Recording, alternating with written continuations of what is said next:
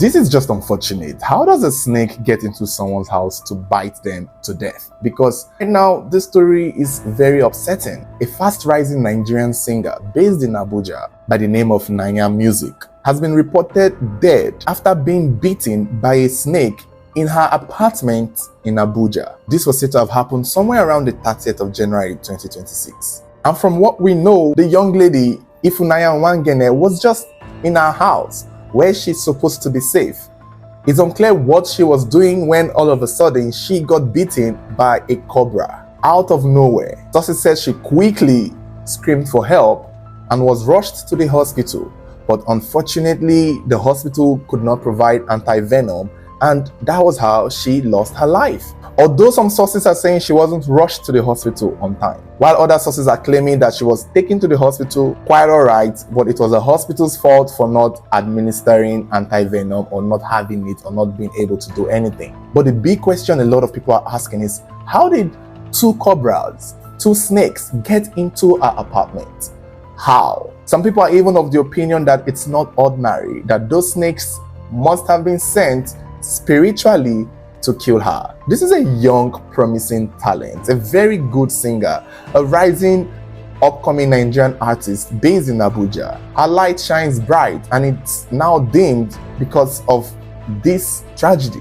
In a video, we could see two men basically extracting the snake out of her apartment. It's unclear if this was done at the time she was already in the hospital or if this was done after her passing, but they eventually went to her house and they found two cobras. They look like small cobras for the most part, but these are very deadly, dangerous creatures, no matter the size. How it got to her house is still a mystery.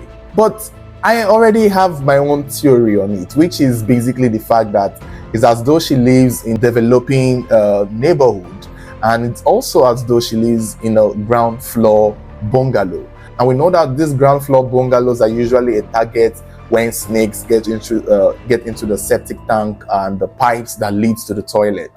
That is most likely how the snakes got into our apartment.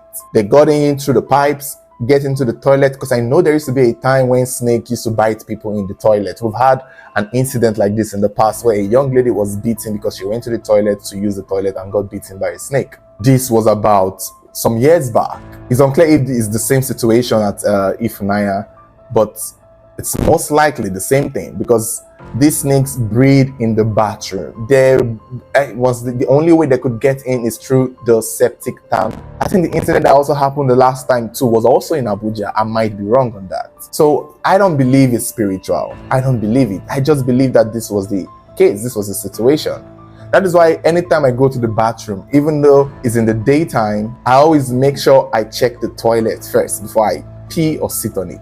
You gotta also look around because these things creep in, and by the time you're done using your toilet, shut it, close your toilet door. Always be closing toilet door, not because of the smell, but because you don't know what's in there that could come in here. And I think if she wasn't bitten in the toilet, the snakes probably got in through the toilet, found a way out the toilet door into her bed, and unfortunately if her bed is on the ground like most people, that is just easy target right there.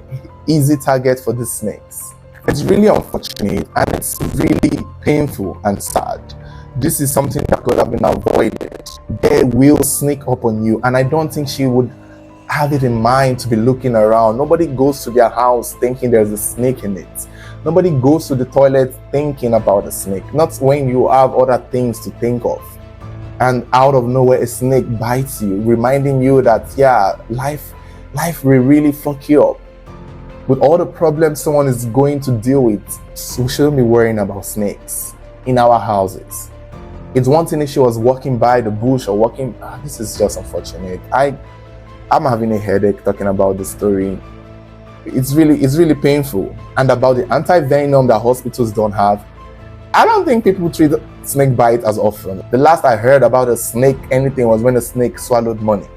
So it's not very often we hear this. It's almost once in 2-3 years that we hear that, oh, someone gets killed by a snake bite. So I don't think these hospitals prepare for that kind of treatment. Maybe that is why they flopped in this one. There could have been something that should have been done. I don't know what it is, but something should have been done. This is really unfortunate.